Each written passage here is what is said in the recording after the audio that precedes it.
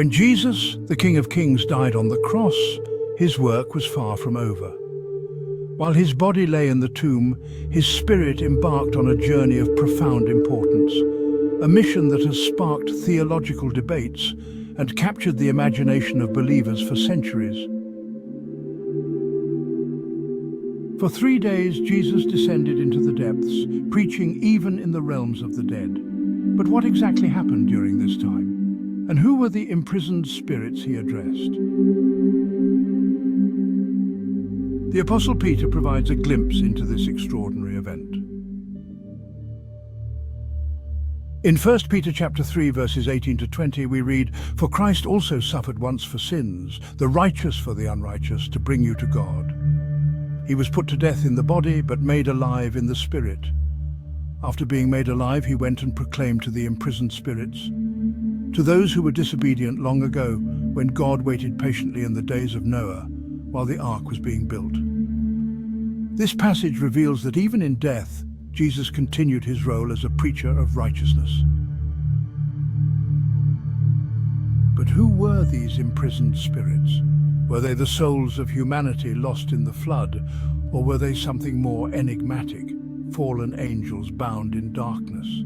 The debate centers around the identity of these imprisoned spirits.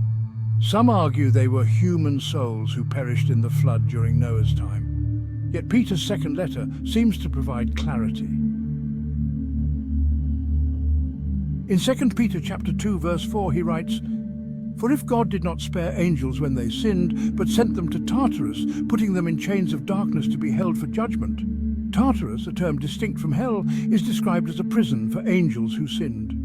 These beings, possibly the sons of God, mentioned in Genesis chapter 6, who abandoned their heavenly station to corrupt humanity, are now held in chains, awaiting their final judgment. What did Jesus proclaim to these beings? While the Bible does not detail his message, it's unlikely that he was offering them redemption. Instead, many theologians suggest that Jesus declared his victory over sin, death, and the devil. Imagine the scene: Christ, alive in spirit, standing before these bound, powerful beings, proclaiming that their rebellion had failed and that their judgment was imminent. This was not a moment of reconciliation, but of triumph, a divine declaration that the plan of salvation was accomplished and that their fate was sealed. A puzzling aspect of this story lies in the distinction between these imprisoned angels and those mentioned in Revelation chapter 12, verse 9. "And the great dragon was hurled down, that ancient serpent called the devil or Satan, who leads the whole world astray. He was hurled to the earth and his angels with him." If some angels are imprisoned in Tartarus, how can others be active on earth, deceiving humanity alongside Satan? It seems that these are two distinct groups, one confined since the days of Noah, and another still roaming, destined for judgment at the end of days.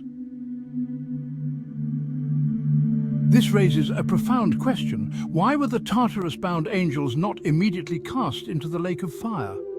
What purpose does their reserved judgment serve in God's plan?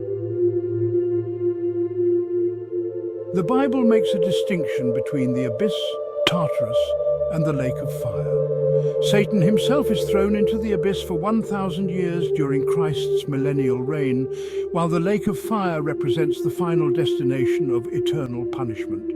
Could Tartarus, the prison of these fallen angels, also be the abyss where Satan will be bound? Or are they separate realms with distinct purposes? The answers remain shrouded in mystery, known only to God. Yet one thing is clear. Jesus' proclamation to these imprisoned beings was a moment of cosmic significance, emphasizing his ultimate authority and the certainty of their fate.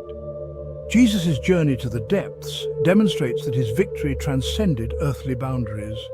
His descent was not an act of despair, but a declaration of dominion, a bold proclamation that no corner of creation was beyond his reach.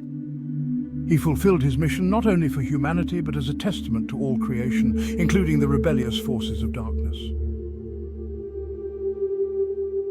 For believers, this story is a reminder of the depth and breadth of Christ's sacrifice.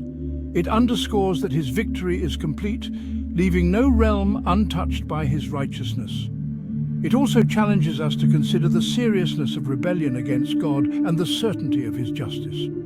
As we reflect on this incredible chapter of Jesus' mission, we are left with awe at the scope of his love and authority. He's not only the savior of humanity, but the victorious king over all creation, seen and unseen.